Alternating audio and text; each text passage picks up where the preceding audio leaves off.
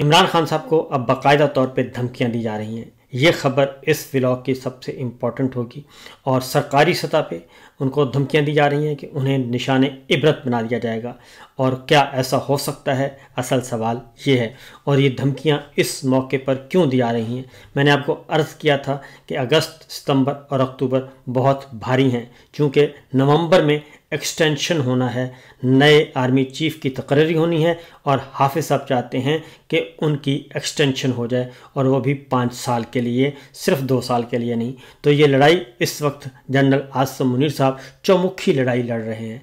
एक तरफ वो अपोजिशन को दबा रहे हैं और अपोजिशन में सबसे इम्पॉर्टेंट जमात है पाकिस्तान तहरीक इंसाफ और इमरान खान, और दूसरी जानिब वो हुक्मरानों को भी डरा रहे हैं, धमका रहे हैं और उन्हें भी कह रहे हैं कि ख़बरदार, मैं आपको भी इबरत का निशान बना सकता हूं।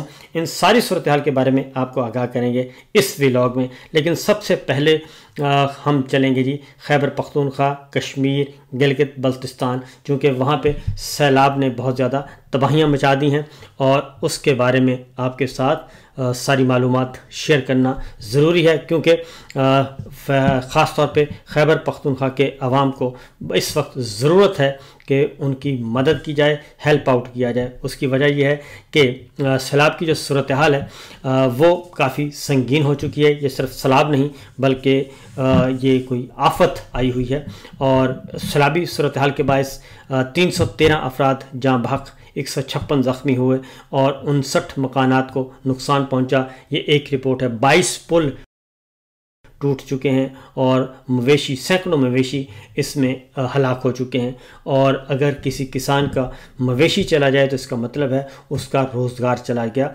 और ये सारी सूरत हाल इस वक्त चल रही है। और जो सिचुएशन इस वक्त है जनाब, सैलाब से अमवात की कुल तादाद जो है वो 400 से तजावज़ कर चुकी है। और डिप्टी कमिश्नर बोनीर ने जो सूरत हाल से आगाह किया उसके मुताबिक 401 अफराद जाँ बहक और 671 ज़ख्मी हो चुके हैं और 401 हलाकतें, 671 ज़ख्मी और 4054 मवेशियों के नुकसान की तस्दीक हो चुकी है। और सरकारी रिपोर्ट में बताया गया है कि 2300 मकानात मुकम्मल तौर पर तबाह हो चुके हैं और 413 घरों को जुज़वी नुकसान पहुँचा है। तालीमी ढांचा भी शदीद मुतासर हुआ है और 6 सरकारी स्कूल भी बह गए। और ये एक नॉर्मल सैलाब नहीं है, नॉर्मल बारिशों का सिलसिला नहीं है, बल्कि कोई गैर मामूली नौइयत का है और बहुत ही खौफनाक और ख़तरनाक ये सिलसिला है जी। तो हम दुआ करते हैं और ख़ास तौर पे खैबर पख्तूनख्वा के अवाम को, गिलगित और बल्तिस्तान और कश्मीर के अवाम को जो इससे मुतासर हुए हैं, अल्लाह ताला उनकी आसानियाँ पर फरमाए। और ख़ास तौर पे उन इलाकों में रहने वाले जो मुखय्यर हज़रात हैं हम उनको ज़रूर कहेंगे कि वो भी हेल्प आउट करें, क्योंकि इस वक्त अशद ज़रूरत है। तो आगे बढ़ते हैं जनाब बड़ी ख़बर की तरफ, और वो है army chief general Asim Munir साहब की तरफ से बाकायदा तौर पे अब इमरान खान साहब को धमकियां दी जा रही हैं। जी हाँ, बिल्कुल धमकियां दी जा रही हैं और निशाने इबरत का बनाने का कहा जा रहा है। और फिर सबसे बढ़कर ये कहा जा रहा है कि उन्हें जुल्फ़िकार अली भुट्टो साहब की तरह फांसी भी दी जा सकती है। और ये सारी खबरें आ रही हैं सरकार से जुड़े हुए लोगों की तरफ से और उन लोगों की तरफ से, उन दानिश्वरों की तरफ से, उन सहाफ़ियों की तरफ से जो कि field marshal general Asim Munir साहब से या फिर हुक्मरान जमात मुस्लिम लीग नवाज़ के साथ जुड़े हुए हैं और फिर मिलिट्री लीडरशिप के साथ जुड़े हुए हैं, उनकी तरफ से आ रही हैं। सोहेल वड़ाई साहब ने कल एक कॉलम लिखा और वहाँ से ये सिलसिला शुरू हुआ। सोहेल वड़ाई साहब ने इमरान खान साहब को कहा कि वो माफ़ी मांग लें और माफ़ी में ही उनकी आफ़ियत है। और अगर उन्होंने माफ़ी ना मांगी और ये पॉपुलैरिटी के चक्कर में पड़े रहे तो फिर वो कहते हैं कि बस समझ जाएं कि माजी में जुल्फ़िकार अली भुट्टो साहब भी बहुत पॉपुलर थे और उन्होंने भी माफ़ी नहीं मांगी थी और वो भी तख्तादार पर चले गए और फांसी लग गई और बात ख़त्म हो गई। तो सोहेल वड़ाई साहब ने ये मैसेज दिया।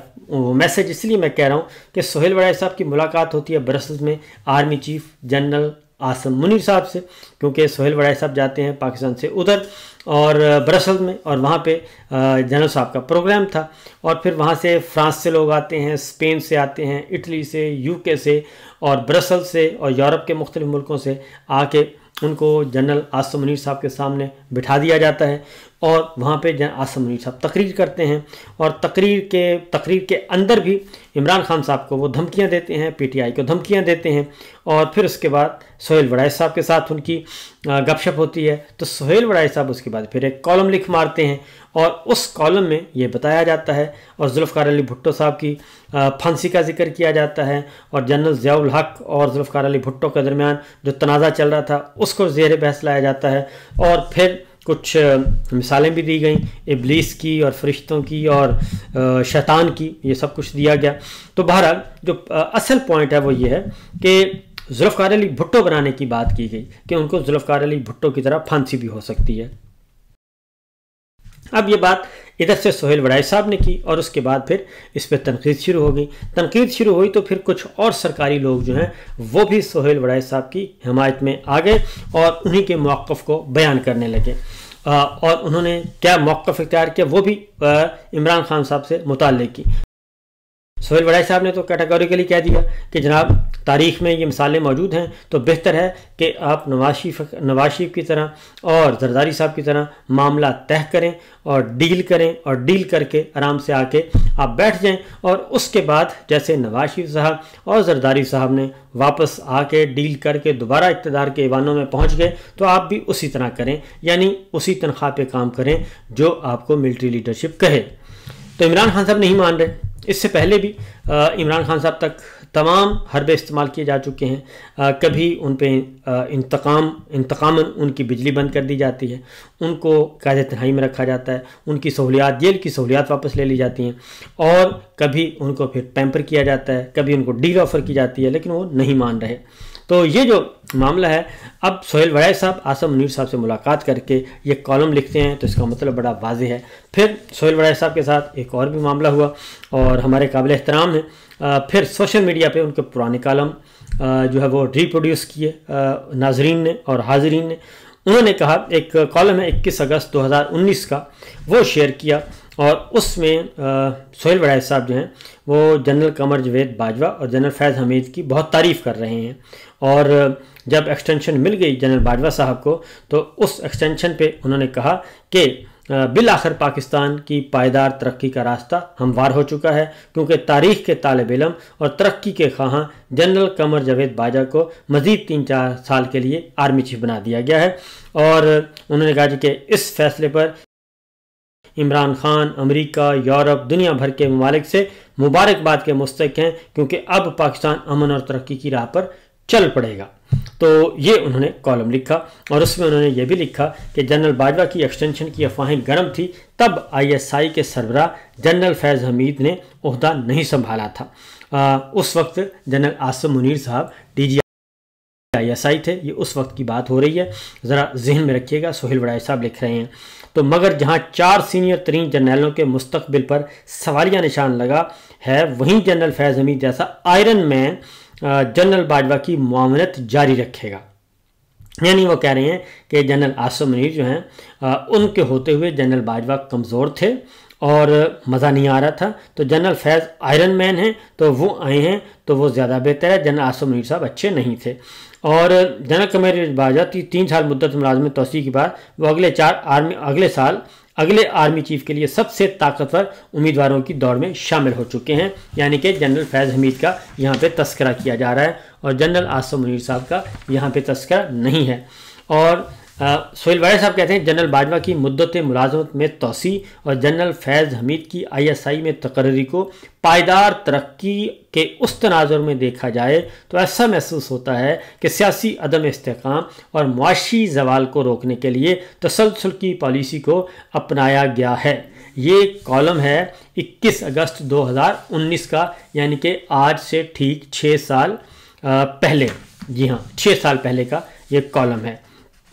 और उसके लिए उन्होंने कहा कि जी अब अगली बात ज़रा गौर से सुनने वाली है कि जनरल बाजवा की टर्म में तोसी और तसलसल से दहशतगर्दी के मुकम्मल खात्मे और सरमायाकारी के फ़रोग में मदद मिलेगी। जनरल बाजवा 2022 में जब 6 साल आर्मी चीफ रहने के बाद रिटायर होंगे तो पाकिस्तान एक मुस्तहकम मुल्क बन चुका होगा। और इनकी पॉलिसियों की तसलसल को जारी रखने के लिए उनके करीब तरीन साथी जनरल फैज़ हमीद 4 सीनियर तरीन जनरलों में शामिल होंगे। और अगर उन्हें भी इस तरह 6 साल यानी 2028 तक बतौर अगले army chief of army staff policy तसलसल से जारी रखने का मौका मिलता है तो पाकिस्तान भी मलेशिया, हांगकांग, चीन के मॉडल की तरह और फ़ायदा उठाकर और तरक्की के 12 साल गुजारकर नई मंजिलों की तरफ गामजन हो चुका होगा। और उसके बाद सोहेल वड़ाइच साहब जो हैं वो देते हैं जनाब आगे फिर जनरल अयूब खान साहब के दौर का जिक्र करते हैं और उनकी जो तरक्की है उसको करते हैं। फिर अगला जो कॉलम है, कॉलम के अगले हिस्से में जो लिखते हैं वो कहते हैं कि दूसरी दफ़ा इस मॉडल को ज़रा मुख्तलिफ तरीके से मजहबी रंग देकर जनरल ज़ियाउल हक ने 11 साल चलाने की कोशिश की। 11 साल तसलसल और अमेरिका से डॉलरों की बारिश ने मुआशी इस्तेहकाम में इजाफा किया, मगर उन्हें भी सियासत ले डूबी। न भुट्टो की फांसी हजम हो सकी और न अफगानिस्तान की जंग में अमन अपने मकासद की तलाश में उन्हें फ़ायदा हुआ। तो ये सोहेल वड़ाइच साहब का कॉलम है जो रिप्रोड्यूस हो रहा है जनाब सोशल मीडिया पे।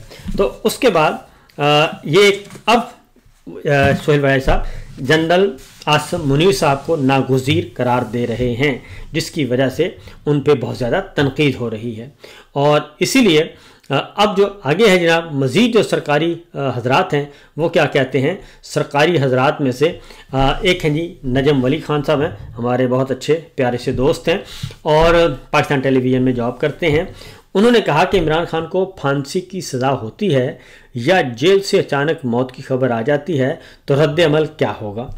एक बड़ा इनकलाब आएगा, मुल्क जला दिया जाएगा और 2 वक्ती एहतजाज होगा और 2-3 दिन में सब कुछ कंट्रोल में आ जाएगा और सोशल मीडिया से बाहर कुछ नहीं होगा, ट्रेंड्स चलेंगे और बस। ये अब उन्होंने इमरान खान को कहते हैं जी फांसी की सज़ा होती है तो उसके 3 सिनेरियो आगे डिस्कस कर दिए हैं कि जनाब ये तीनों में से ज़्यादा से ज़्यादा एक हो सकता है और बड़ा इनकलाब आएगा, मुल्क जला दिया जाएगा, या फिर एहतजाज होगा 2-4 दिन, या फिर सिर्फ सोशल मीडिया पे थोड़ा बहुत रौला पड़ेगा और उसके बाद कुछ नहीं। अब ये जो एक और अकाउंट है जी और उस अकाउंट में लिखा है इन्ना लिल्लाहि व इन्ना इलैहि राजिऊन।